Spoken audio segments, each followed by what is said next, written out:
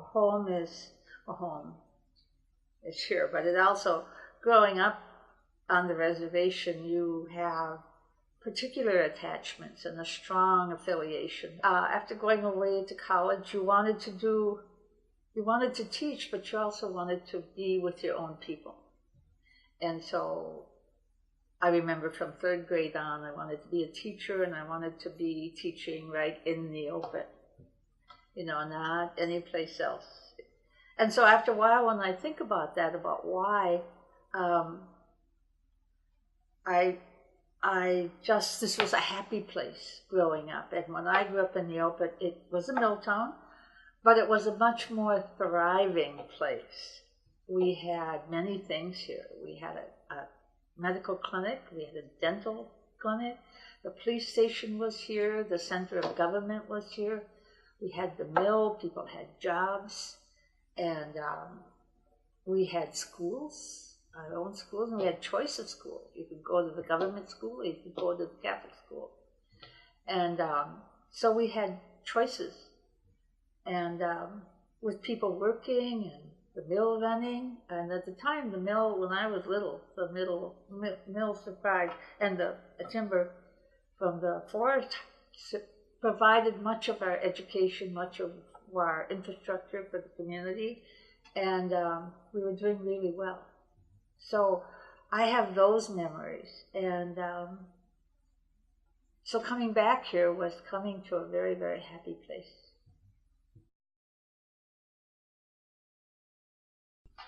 Well, safety first. Lessons in life of how to get along with people. Having a big family was helpful. Having lots of relatives was really helpful.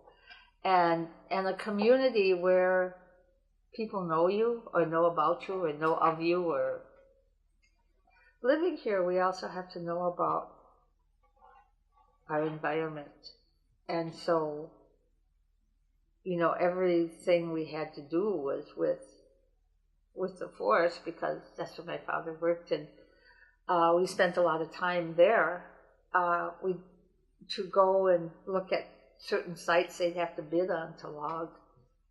Or when I was younger, I didn't fish, but I'd go along and on fishing excursions, and you go out in the woods to pick berries, and that's just where we played. And even at school, our recess was spent in the woods.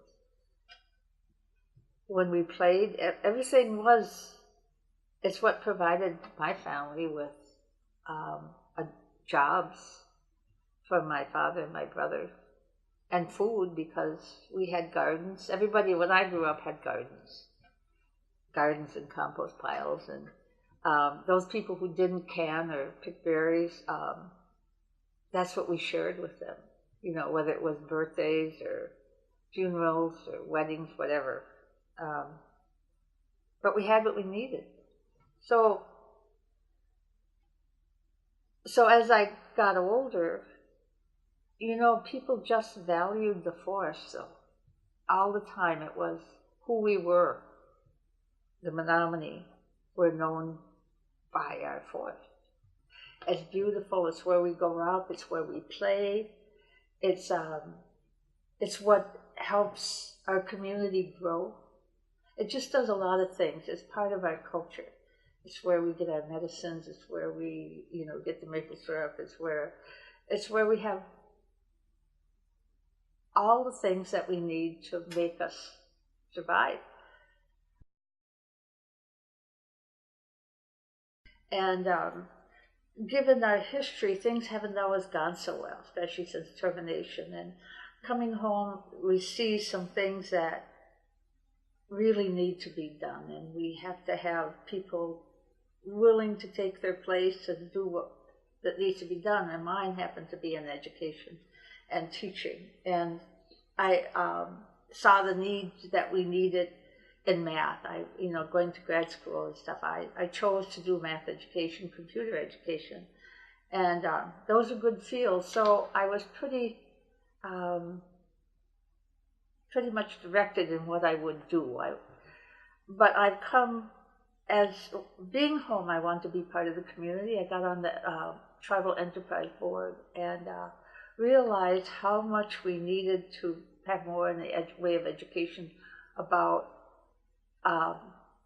getting our children to know more about the forest. And so becoming a teacher, it was important for our students to learn about that. And probably most important when I got on the board, and people are really concerned about what goes on and what trees you cut and where they're cut.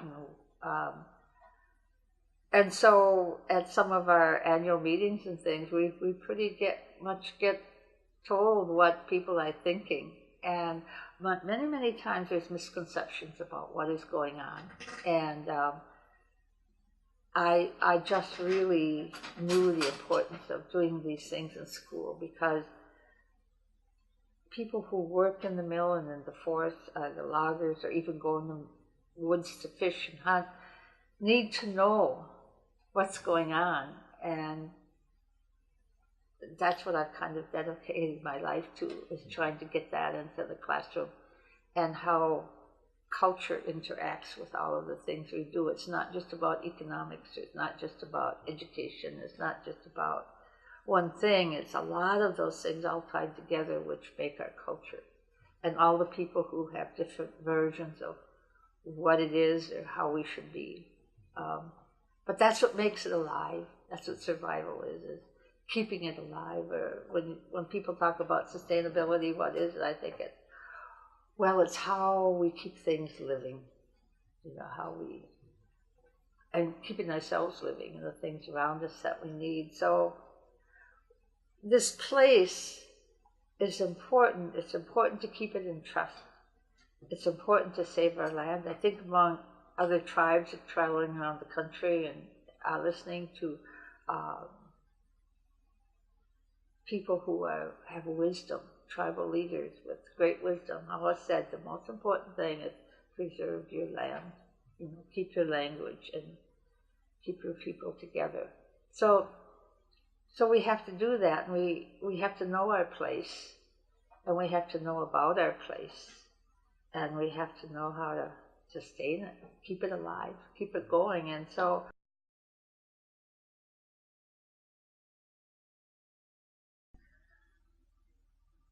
I guess I wouldn't be who I am if I didn't have a good sense of place and firm grounding.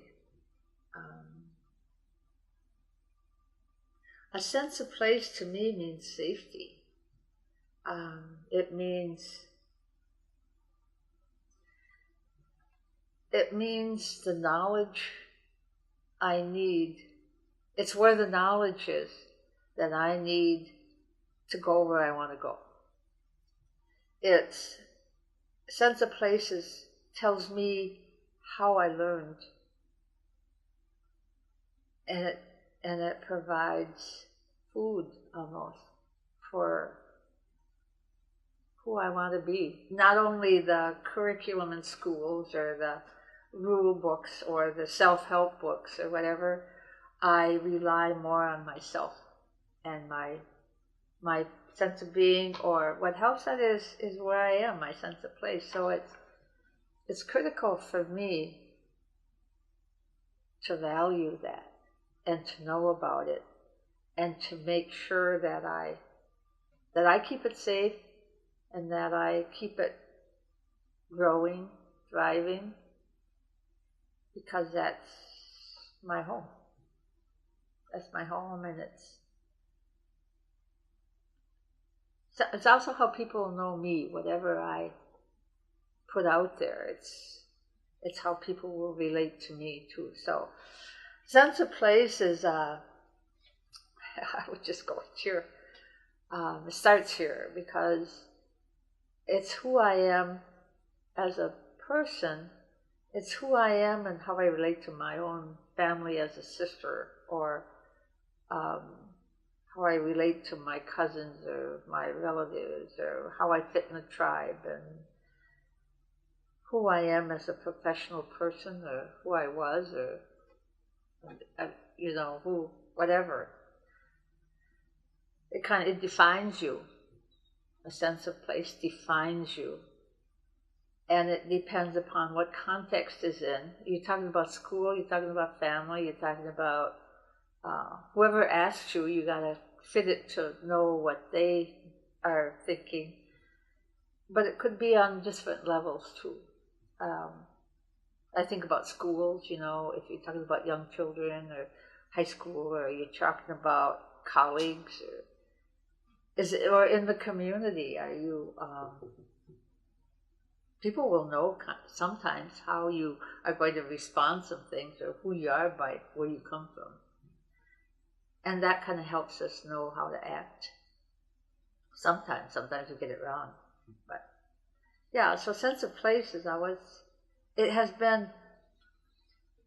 not always been in my vocabulary, and it's one of those words, we could call it a buzzword that has come up because it is popular right now, but it has allowed me to express who I am and how I want to continue on in life, I guess.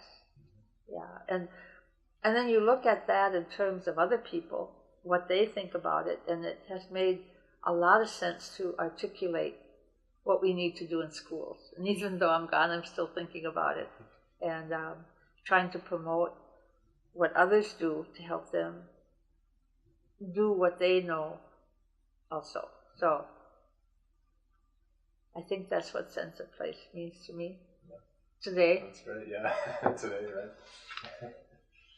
Our truth is always prone to change, right? Yes, Right. Yeah. So anything else you would like to add before we conclude? Well, I think it's, who you are or what you are isn't always what I want to do. Sometimes there are dictates of the community, and it's some shared feelings of what's important to other people, because I think my identity as a family person is something, but my identity as a professional person is something too. Sometimes they get intertwined. But I think the sense of place has to be a collective feeling too about how other people think.